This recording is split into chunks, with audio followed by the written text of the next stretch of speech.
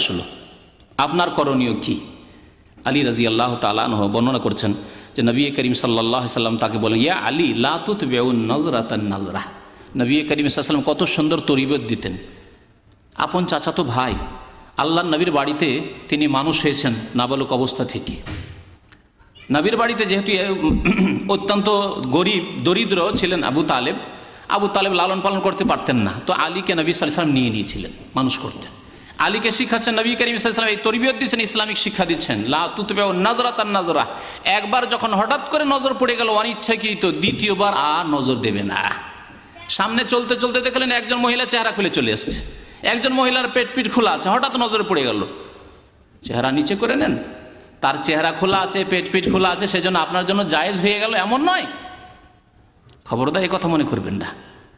অনেকে মনে করে সে পর্দা করে না তো আমি কি করব। না, আপনার করণীয় হচ্ছে যে আপনি আর তার দিকে নজর দেবেন না। ফাইন্নালাকাল উলা, কারণ প্রথমবার অনিচ্ছাকৃত যে তোমার নজর পড়েছিল এটি তোমার জন্য জায়েজ ছিল, কারণ ইচ্ছা করে তুমি দেখোনি। ওয়ালাইসাত লাকাল আখিরা, তবে দ্বিতীয়বার তোমার জন্য দেখা দৃষ্টি নিক্ষেপ করা জায়েজ নয়। হাদিসটি আবু দাউদ এবং মুসনাদ আহমদে রয়েছে। পর্দার বাস্তবায়ন করতে হলে নির্জনতা থেকে বেঁচে থাকতে হবে। নির্জনতা অর্থাৎ কোনো যুবতীর সাথে আপনি নির্জনতা অবলম্বন করবেন না যার সাথে আপনার বিয়ে জায়েজ হতে পারে। নির্জনতা যে কোনো জায়গায় হোক না কেন, বাড়িতে হোক আর হাসপাতালে হোক, বিশেষ করে হাসপাতালে আজকাল ডাক্তার সাহেবেরা বসে থাকে আর তার পাশে একা রুমে রুগী নাই, একটা নার্স বসে আছে। এই হুজ্জতে যে আমরা ডিউটিতে আছি, এইরকম ডিউটি করা জায়েজ নয়, শুনে রাখুন শরীয়তে। যেখানে শুধু ডাক্তার থাকবে বন্ধ রুমে, দরজা বন্ধ রয়েছে, আর সেখানে একজন নার্স রয়েছে, মহিলা নার্স রয়েছে, পুরুষ নার্স দেন। পুরুষ ডাক্তারের কাছে মুসলিম দেশ মুসলিম, তাহলে যেখানে পুরুষ নার্স দেন, মহিলা ডাক্তারের কাছে মহিলা নার্স দেন। না, এর উল্টো, লেডি ডক্টর যদি থাকে তাহলে সেখানে পুরুষ মেল নার্স দেবে, আর যদি পুরুষ ডাক্তার থাকে সেখানে দেবে মেয়ে নার্স দেবে। আল্লাহু আকবার। মুসলিম উম্মতের এই যদি অবস্থা হয় তাহলে আল্লাহ কেন লাঞ্ছিত করবে না? মুসলিম উম্মত নিজেই যদি দিনকে পালন না করতে চায়, নিজের ঘরেই যদি দিন এত শোচনীয় অবস্থায় থাকে, আজকে ইসলাম মুসলিমদের ঘরে শোচনীয় অবস্থায় রয়েছে। কথা আশা করি আমার বুঝতে পারছেন। আরে অমুসলিমদের কাছে তো তুচ্ছ হয়ে রয়েছে ইসলাম, কিন্তু মুসলিমদের কাছে ইসলাম তুচ্ছ হয়ে গেছে। পর্দা তুচ্ছ হয়ে গেছে, নামাজ তুচ্ছ হয়ে গেছে, কোনো মূল্য রাখে না এগুলি, যার কারণে আল্লাহ জলিল লাঞ্ছিত করে দিয়েছেন এই মুসলিম সমাজকে। নবী করিম সাল্লাল্লাহু আলাইহি ওয়াসাল্লাম বলেছেন, লা ইয়াখলু আন্না রাজুলুম বিইমরাহ, কোনো পুরুষ কোনো মহিলার সাথে যার সাথে বিয়ে জায়েজ রয়েছে নির্জনতা অবলম্বন করবে না। লেমুজিনে মহিলা একাই চেপে যায়, একাই মহিলা চেপে গেল না, তবে দুইজন তিনজন চারজন যখন হয়ে গেল তখন নির্জনতা বলা হয় যে একজন পুরুষ একজন মহিলা, এর নাম হচ্ছে নির্জনতা। একজন মহিলা শুধু বসছে, তার সাথে কোনো ছেলে রাখুক অথবা আর দুই একজন মহিলা হয়ে যাক, কমপক্ষে শহরের মধ্যে হলে নির্জনতা আর নেই। ইল্লা মাজি মাহারাম, কোনো মাহারামকে নিয়ে, ছেলে রয়েছে, ভাই রয়েছে, সাবালক হইতে হবে, অথবা অন্য কোনো মহিলা রয়েছে, তাহলে নির্জনতা শেষ হয়ে যায় প্রয়োজনে যদি এরকম হয় কখনো। এমনকি সাহাবী বলছেন যে ইয়া রাসূলুল্লাহ ইমরাতি খারাজাত হাজ্জাতান, আমার স্ত্রী হজের উদ্দেশ্য করেছে, একা হজে যেতে চায়, আর আমি তো যুদ্ধের নাম লিখিয়ে দিয়েছি, জিহাদ ফিসাবিলিল্লাহ যাব, একজন জিহাদে আর আরেকজন হজে। নবী করিম সাল্লাল্লাহু আলাইহি ওয়াসাল্লাম বললেন যে যাও ইরজি ফাহুজ্জা মা ইমরাতিকা, যাও তুমি তোমার বিবির সাথে হজ করো, যাও হজ করো, বিবির সাথে জিহাদে যেতে হবে না। জিহাদ ফরজ, আল্লাহ রাসূল সাল্লাল্লাহু আলাইহি ওয়াসাল্লাম ক্যান্সেল করে দিলেন, তোমার আর জিহাদে যাওয়া লাগবে না, যাও স্ত্রীর সাথে গিয়ে হজ করো মাহরাম হয়ে। একা তোমার স্ত্রীকে হজে পাঠাবে?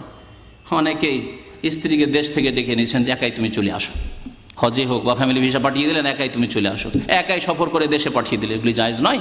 কত লোকের সাথে যে নির্জনতা অবলম্বন করতে হবে আর কত রকমের যে সমস্যা হবে, যেসব বলার আমার কাছে সময় নেই, সেজন্য ছেড়ে দিচ্ছি।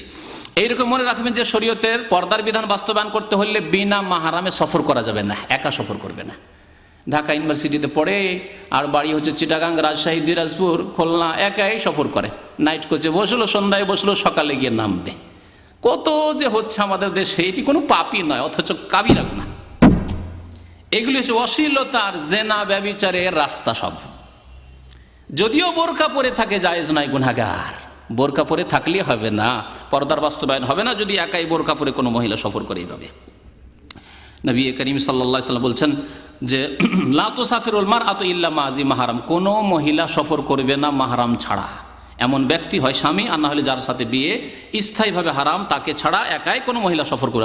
আর যতগুলি ভারত বাংলাদেশে ধর্ষণের ঘটনা হয় তার পিছনে এইরকমই আছে, যে একা মহিলা সফর করছিল, কোথায় একাই ছিল, তাকে ধর্ষণ করেছে, তাই না? মাহারাম থাকবে, স্বামী থাকবে, বা ভাই থাকবে, বাবা থাকবে, আর ধর্ষণ হয়েছে, এইরকম ঘটনা সাধারণত শোনা যায় না। তারপরে যদি ইসলামী বিধানের বাস্তবায়ন করতে হয় পর্দার, তাহলে নারী পুরুষ একই সভায়, একই জায়গায়, একই পার্টিতে, একই স্কুল কলেজে, একই অঙ্গনে, একই প্রতিষ্ঠানে একাকার হয়ে কাজকর্ম করা, একাকার হয়ে খাওয়া দাওয়া করা, একাকার হয়ে চলাফেরা করা, এইসব জায়েজ নয়। নবী করিম সাল্লাল্লাহু আলাইহি ওয়াসাল্লাম নিষেধ করেছেন। একটি হাদিস এই ক্ষেত্রে শোনাই আপনাদেরকে। একদিন নবী সাল্লাল্লাহু আলাইহি ওয়াসাল্লাম মসজিদ থেকে বেরোচ্ছেন। মসজিদে আল্লাহ নবীর জামানায় মহিলারা পিছন দিকে গিয়ে নামাজ পড়তো, মসজিদে যেত মহিলারা। মসজিদ থেকে বেরোচ্ছেন, দেখছেন যে ফাখতালাতার রেজালু মা আন-নিসা, মহিলারা বেরিয়েছে আর কিছু পুরুষ রয়েছে, এদের স্বভাব রয়েছে তাড়াতাড়ি করে সালাম ফিরে বের হওয়া। এরা তাড়াতাড়ি করে বেরিয়েছে, মহিলারা একটু দেরি করেছে। এমনিতে চলতে তারা ধীরে চলে, একাকার রাস্তাতে একাকার হয়েছে, মহিলাও যাচ্ছে রাস্তা দিয়ে আর পুরুষও যাচ্ছে। নবী করিম সাল্লাল্লাহু আলাইহি ওয়াসাল্লাম সেই দিন একটু তাড়াতাড়ি বেরিয়েছিলেন, দেখলেন যে এই অবস্থা। ফাকালা রাসূলুল্লাহ সাল্লাল্লাহু আলাইহি ওয়াসাল্লাম, মহিলাদেরকে বিশেষ করে নবী করিম সাল্লাল্লাহু আলাইহি ওয়াসাল্লাম বললেন, ইস্তাখিরনা, পুরুষরা যখন বেরিয়ে গেছে খবরদার তোমরা বেরিও না, তোমরা বিলম্ব করে বের হও, অথবা এক কিনারায় যদি রাস্তায় বেরিয়ে গেছে এক কিনারায় তোমরা হয়ে যাবে, রাস্তা সদর রাস্তা দিয়ে মধ্য রাস্তা দিয়ে চলবে, আর সেখান দিয়ে পুরুষরা চলাফেরা করছে, খবরদার এই কাজ করবে না। ইস্তাখিরনা ফাইন্নাহু লাইসা লাকুন্না আন তাহকুকনা তারিক, তোমাদের জন্য জায়েজ নয় যে সদর রাস্তা দিয়ে মধ্য রাস্তা দিয়ে চলাফেরা করবে। কে বললেন? নবী করিম সাল্লাল্লাহু আলাইহি ওয়াসাল্লাম। আলাইকুন্না, আরো তাকিদের সাথে বলছে, আলাইকুন্না বিহাফাতিত তারিক, তোমরা রাস্তার কিনারা কিনারা সেটে চলবে, রাস্তার কিনারা দিয়ে চলবে। ফাকানাতিল মারআতু তালতাসিকু বিল জিদার, নবী সাল্লাল্লাহু আলাইহি ওয়াসাল্লামের এই কথা বলার পরে সাহাবী মহিলারা এমনভাবে কিনারা হয়ে রাস্তা দিয়ে হাঁটতেন যে দেয়ালের সাথে দেয়ালে কাঁটা রয়েছে, খড়ি রয়েছে, এগুলিতে গিয়ে খেজুরের কাঁটা রয়েছে, খেজুরের ডাল রয়েছে, তাতে কাপড় চোপড় লেগে যেত। হাত্তা ইন্না সাওবাহা লা ইয়াতাআল্লাকু বিল জিদার মিন লুসুকিহি, এমনভাবে তারা পর্দার সাথে চলতেন। তাহলে এগুলি হচ্ছে পর্দার অন্তর্ভুক্ত, যেগুলি পালন করতে হবে। যে কথাটি বলতে চান খুব সংক্ষেপে বলি, তা হচ্ছে পর্দার, শরীয়তি পর্দার শর্ত 8টি শর্ত রয়েছে।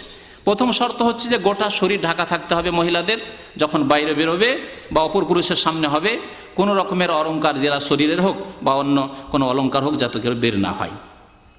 দ্বিতীয় হচ্ছে যে আল্লাহ ইয়াকুনা জিনাতান ফি নাফসি, যেই কাপড়টি দিয়ে ঢাকা আছে ওপরে, সেটি যাতে করে সাজসজ্জিত না হয়। আজকালকার যেমন বোরকা বেরিয়েছে, এইখানে ফাসেকদের বোরকা, কি বোরকার ওপরে আবার এমব্রয়ডারি নকশা করা রয়েছে, হ্যাঁ, মনে হচ্ছে আকাশ, আর আকাশে চাঁদনি রাত, পূর্ণিমার রাত, আর তাতে অনেক তারকা, আর ওই আপনার চাঁদ, তাই না?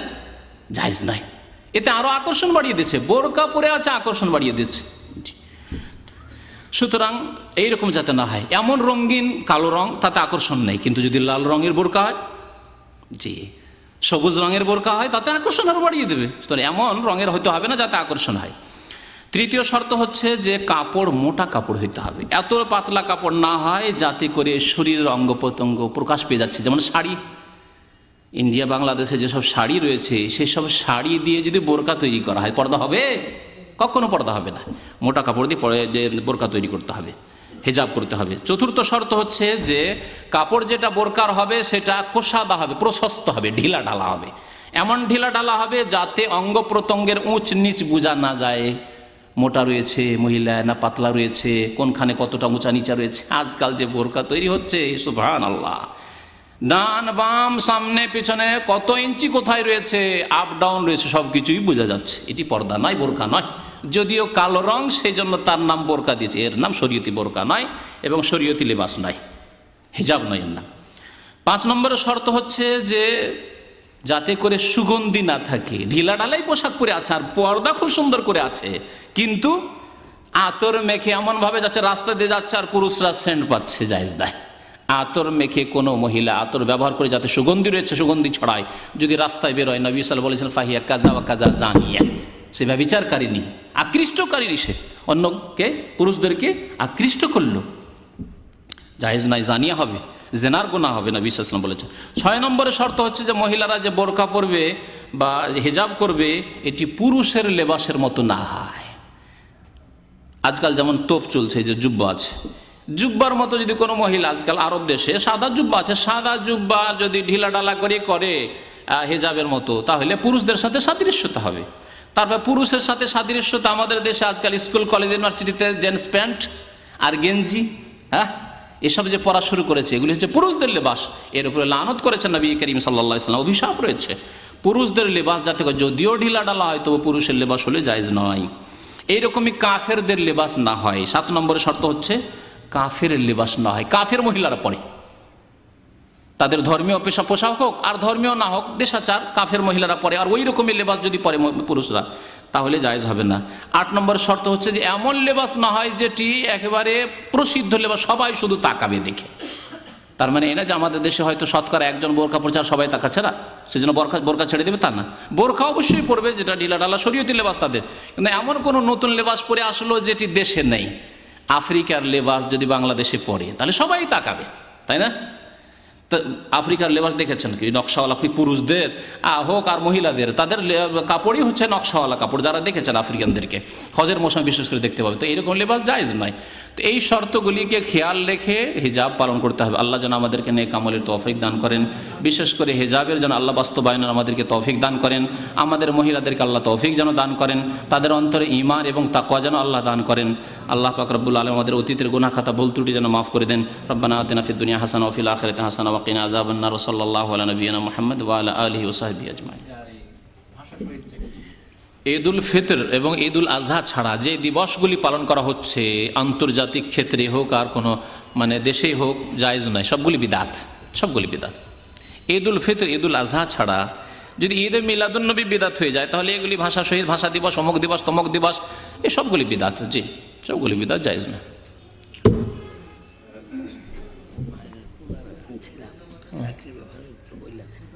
আচ্ছা, আপনার ভাইয়ের ছেলে, ভাইয়েরা ভাই এক ভাই আছে আমাদের যার কাছে কাজ নেই, যদি কারো কাছে কাজের সন্ধান থাকে তাহলে আমাদেরকে সন্ধান দিয়ে যাবেন। চাকরির প্রয়োজন রয়েছে, একজন ফ্রি বসে আছেন, যদি কারো কাছে কাজের কোনো সন্ধান থাকে তাহলে কাজের খোঁজটা দিবেন আর কি। এত ছোট পড়া তো পড়তে পারা যাবে না, দেখেন তো কি আছে। তো এটা থেকে গুনাহগার হবে কিনা এরকম জিজ্ঞাসা না আসাই উচিত, আসলে এরকম আইনে তো না আসাই উচিত।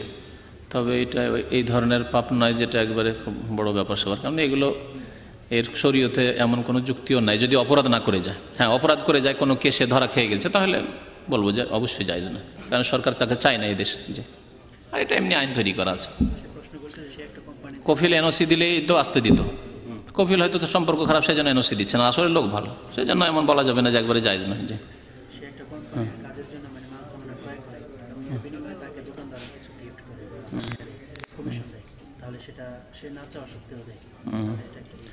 না চাওয়া সত্ত্বে দেয় তো জায়েজ রয়েছে। যে কোম্পানি গিফট দিচ্ছে না চাওয়া সত্ত্বে, চাই না, অথবা মালিকের খেয়ানত করে না, তো জায়েজ রয়েছে। যে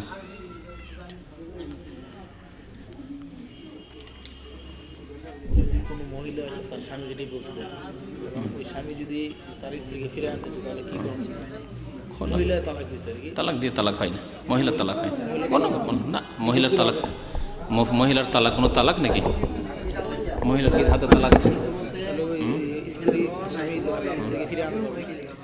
قال رسول الله صلى الله عليه وسلم لأن يهدي الله بك رجلا واحدا خير لك من حمر النعم